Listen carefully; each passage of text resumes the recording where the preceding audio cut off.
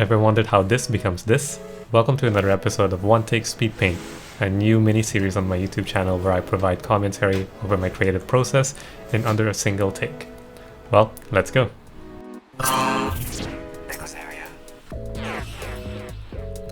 Alright, welcome back to the fourth episode in the series. I'm your host for today, Nico, providing commentary over my time-lapse video. We are drawing my latest addiction, which is Neurosama and her new V2 model. Original design was completed by Annie TF. She's also a VTuber, and I think she's done an excellent job with the new model. For context, Neurosama was created by a person or a programmer named Vidal987. And Neurosama is an independent English-speaking VTuber who streams on Twitch. Her most remarkable feature is that she is not a human streamer herself, but a collection of computer programs that operate in tandem to emulate a human streamer. So basically machine-based learning. I don't know much about programming myself, so if you have any questions about how she was created, you should probably point all your questions to Vidal himself, and he'd probably be happy to kind of answer those questions. But overall, I think it's a very interesting take on how to take advantage of AI and create basically content in the cyberspace, right? But anyways, Neurosama recently debuted her V2 model on May 27th, and I'm currently drawing some of my personal favorite moments from that stream. So what we're working on is somewhat of a complicated piece that comprises of 4 different poses. So one full body pose like you are seeing currently, it's on the right hand side of the canvas, and another 3 face portraits or bust-up portraits on the left you will be seeing very soon. We are working on a portrait sized canvas, which is, I believe, is an 18 by 24 inch poster size. And you know, with so many poses on a single canvas, it's only normal or natural for it to take a lot of time to complete. So we are compressing about 4 hours and 30 minutes worth of footage at 10 times speed, and I don't think I'll be able to provide commentary for the whole video, so there will be times where I will stay silent while I think of a worthwhile topic to talk about. But obviously the goal is to always provide context to my creative vision, with the hopes of cross-pollinating ideas and helping out other self-taught artists out there. And a lot of the things I provide context for, like sketching, drawing, and coloring techniques, are things that I learned about while I drew for the past 2 or 3 years as a digital self-taught artist. So forgive me if I mention a term incorrectly, and I always welcome all forms of criticism and corrections in the comments below. Also, something new that I'm trying to do is I actually have written a script with bullet points for this video in particular. So I want, just so that I can make sure I cover all the topics I want to share for the duration of this video, while also staying on track without having to improvise too much on the spot. And hopefully that would lead to a much more fruitful commentary video. So yeah, currently we are seeing me in the process of sketching 3 bust-up portraits and taking advantage of using screenshots as references. And it's always, it's not a bad idea to trace and put your own twist over references and to implement your own art style. So for example, I wanted to add extra flair and interest to Neurosama's simple cat pose with her ears popping out of her head. So what I ended up doing was drawing her hands scrunched up in like a cat-like manner. And much like with painting, painting really involves copying something you see in real life. And personally it's difficult for me to make something out of nothing. And it's always helpful to have a piece of reference in hand to help you get started. So that piece of reference could be in the form of screenshots, photos from a magazine. You could take a look at fashion magazines, for example, or even other people's artworks as sources of inspiration.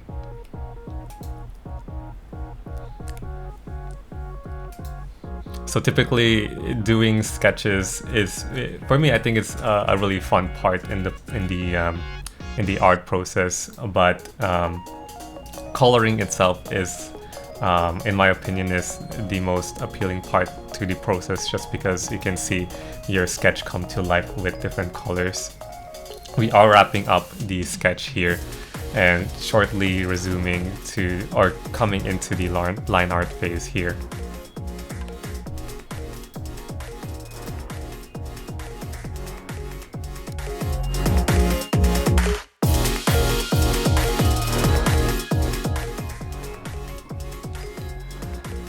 And like I mentioned before in my other speed paint videos, the line art is the process that takes the longest, so we will be speeding up this footage to 15 times speed.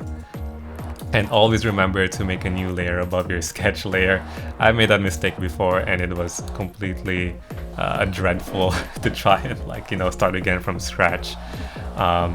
Although there are ways to kind of salvage that situation, I would strongly advise, however, to create a new layer above your sketch layer, or even go above and beyond to lock your sketch layer so you don't make your line art layer on the sketch layer accidentally.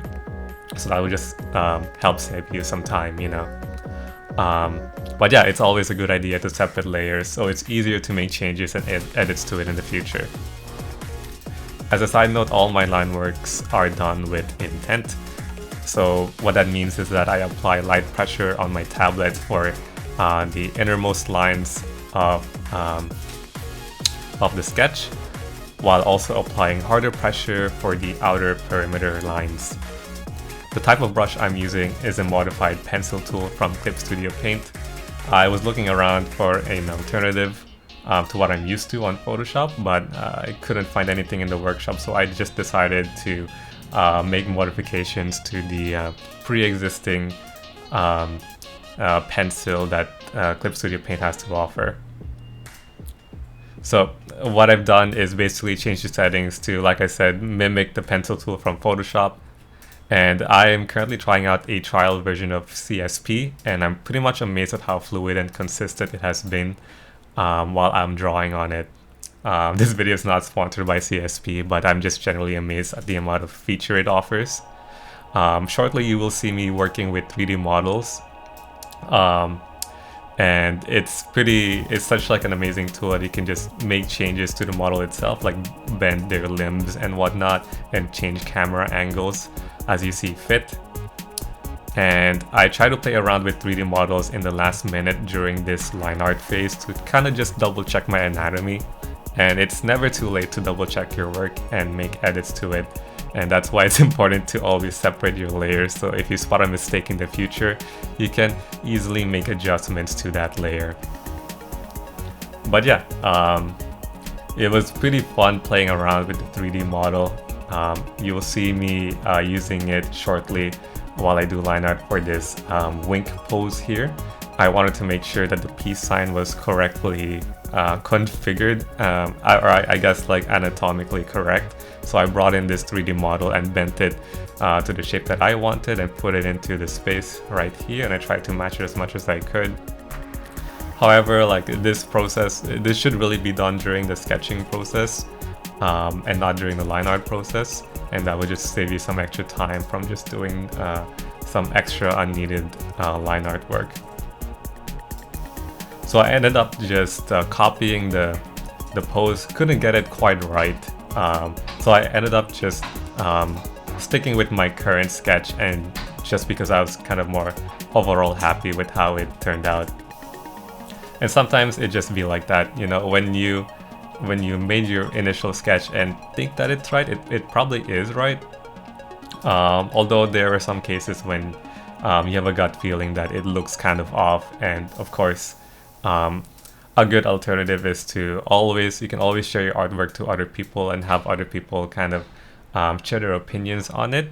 It's not a bad idea to, ask a friend and ask if anything looks off about the line art so far.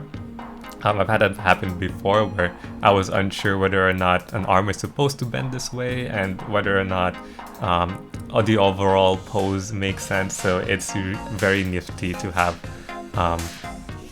people you can share your works in progress with.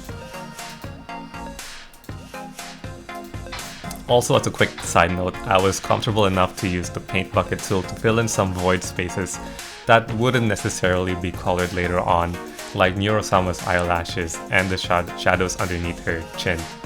So using the paint bucket tool is also a personal preference, but I just find it easier to work with if it's done under a single layer.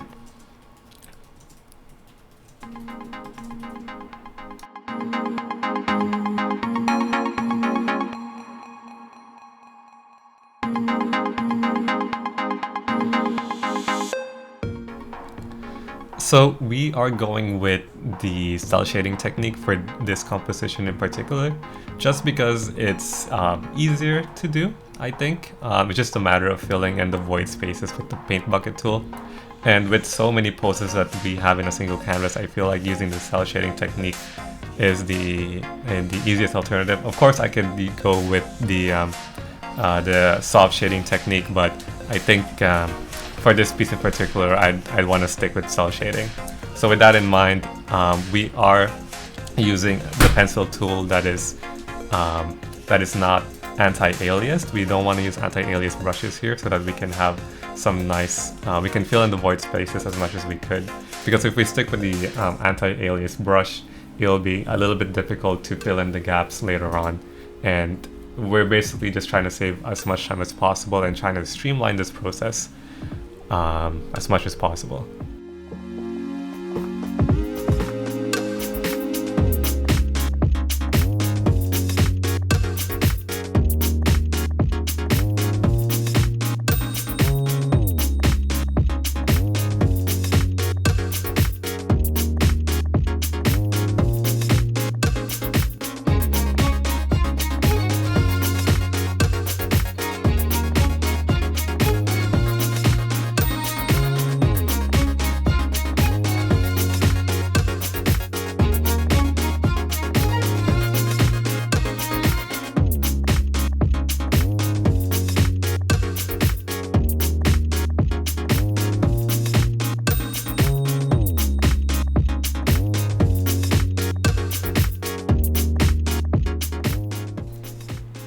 We are entering the coloring phase, so we are making a new layer for the background.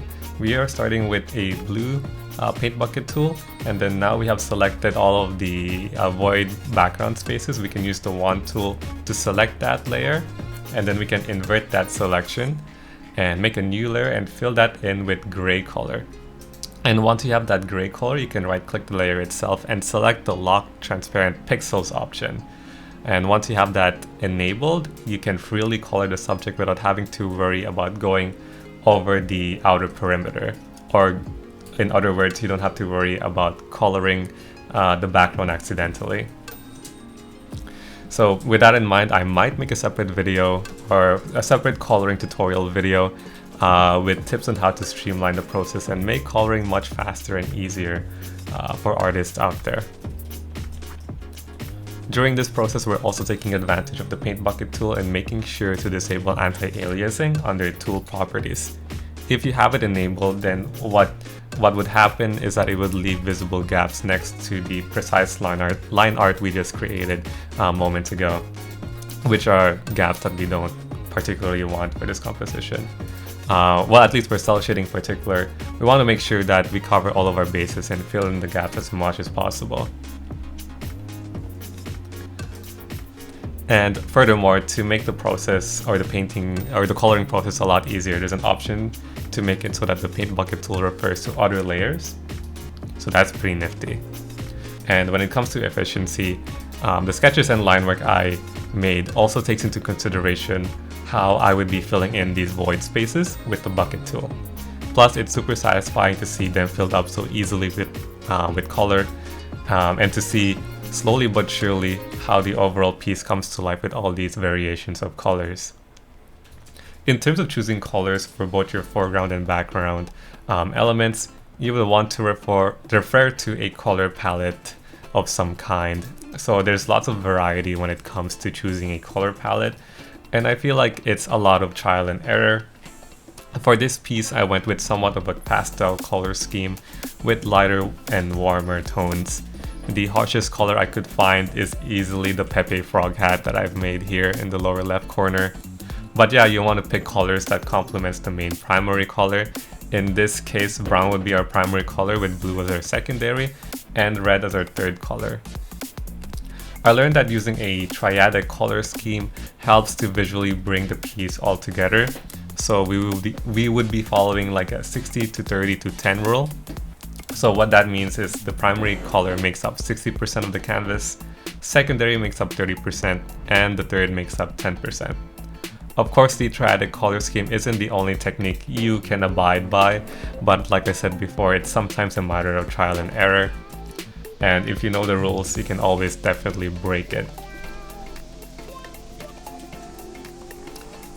And throughout this entire shading segment, we'll be referring to my previous fan art of Neurosama and Annie, using the eyedropper tool as a shortcut for all of my colors.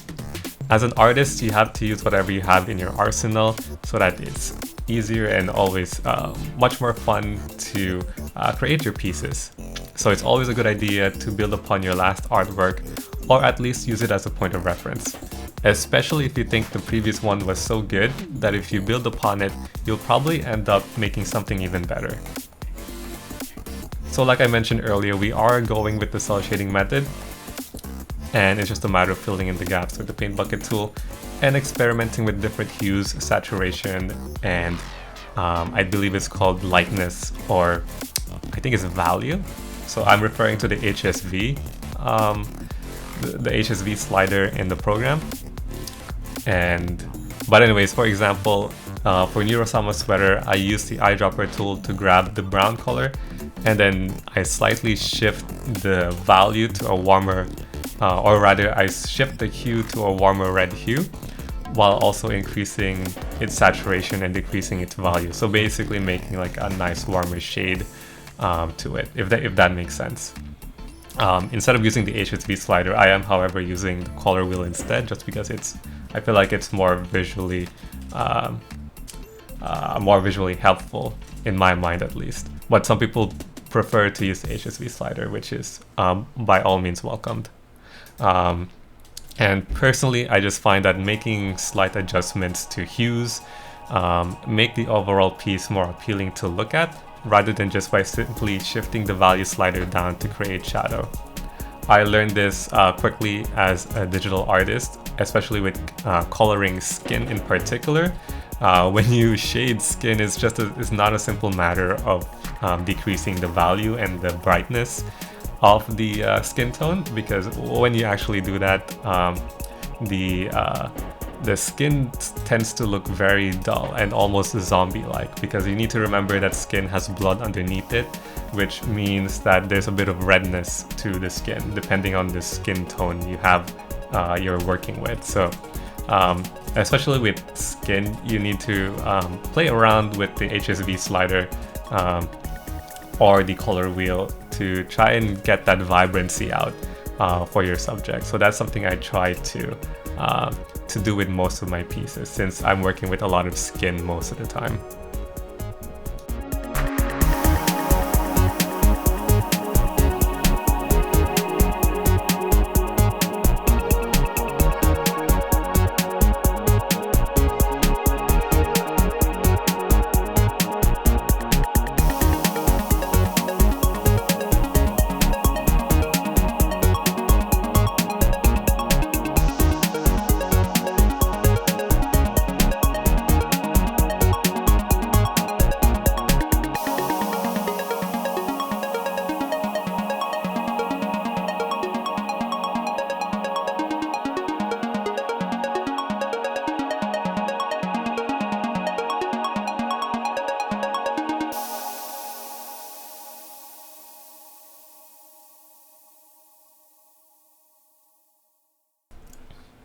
Now we are entering a phase which I like to call the line art softening stage.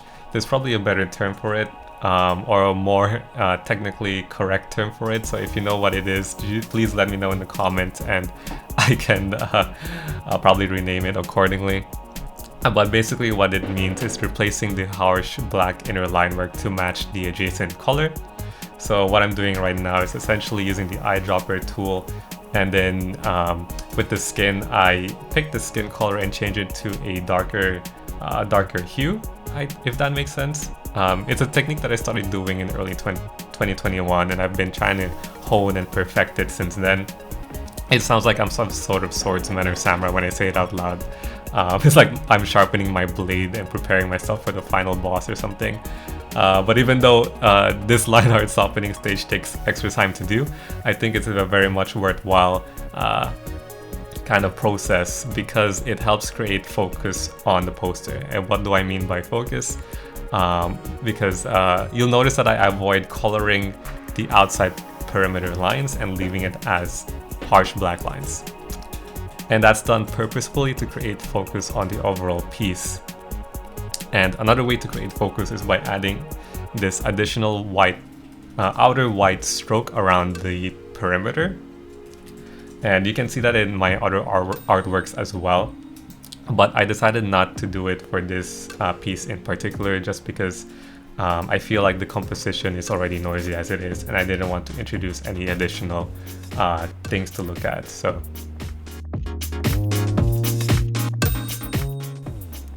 we are changing things up a little bit with my video layout here, with my top-down camera view placed on the top left corner of the screen. And I just thought it would be a better placement to be put there just so that you can see the color values that I'm working with on the top right corner of that screen. And I feel like that's useful information to have, especially if you're trying to learn from me. I'm more of a shower and not a teller, so it's hard for me to describe my process in which I tend to do things. So if you look over there above the color wheel, you have something called the color history. So those are the colors that I've used for this piece in particular. So having the color history tab available to look at is just a very nifty tool so that you can always refer back to it at a later point in time. And so that you can be consistent with your colors, right? You don't wanna always mix and match colors sometimes, especially with cell shading. You wanna be consistent with your colors.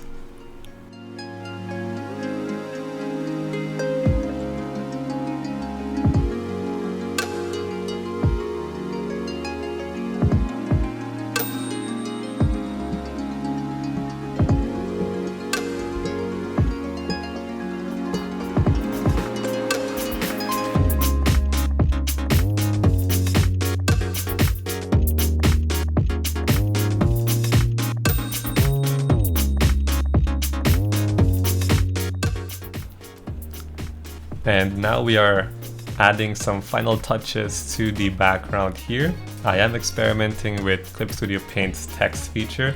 It's a little bit, or it behaves a little bit differently from Photoshop. And it's just a matter of me trying to familiarize myself with the tool and the program. There's a lot of, I want to say trial and error, but I think given enough time I will get used to the program. You don't see it in the footage right now, but what I'm doing is looking up a bunch of forum posts and trying to look for answers to questions that I have regarding adding text to the canvas here. But in the end, I ended up figuring it out, and like I said before, it's just a matter of getting used to the program. And as a fun little challenge, I wonder if you guys could figure out or decipher the binary code that I have in the background here. I basically used a translator and essentially have a little Easter egg in the text in the back.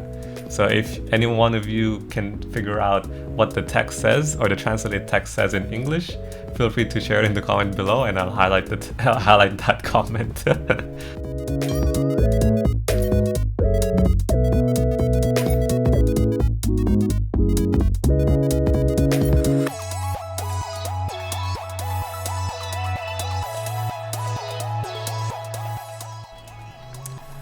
And of course, we'll be adding a few side texts here next to Neurosama to kind of just encapsulate the poses here. We're also adding a bit of a sparkly effect on the lower or on the upper right corner of the wink pose. And then we'll be making a bit of a major change to the shading here. I'll be changing it from a darker, really dark value to a lighter one, just because I feel like it's a little bit too harsh on the eyes. So Making that adjustment really makes all the difference, I think, for the overall piece. And if you haven't already, I encourage you guys to check out Neurosama's channel on Twitch and also on YouTube.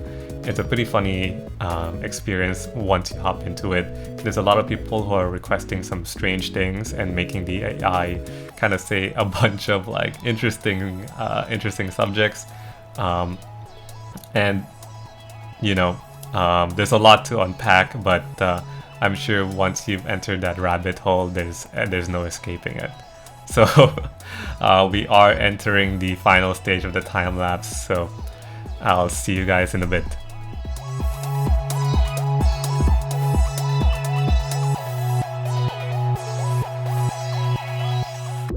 Overall, I'm very happy with how this piece turned out. I love the full body pose on the right hand of the canvas here, and also the fun little representations of what happened on the live stream on the left here. We have the winking and the cat ears, and also the Pepe frog hat that appeared out of nowhere. Overall, it was a very fun stream and I had a very fun time drawing it. Anyways, if you want to see more content like this, make sure you lick that like button. Alright, that's it. See you guys.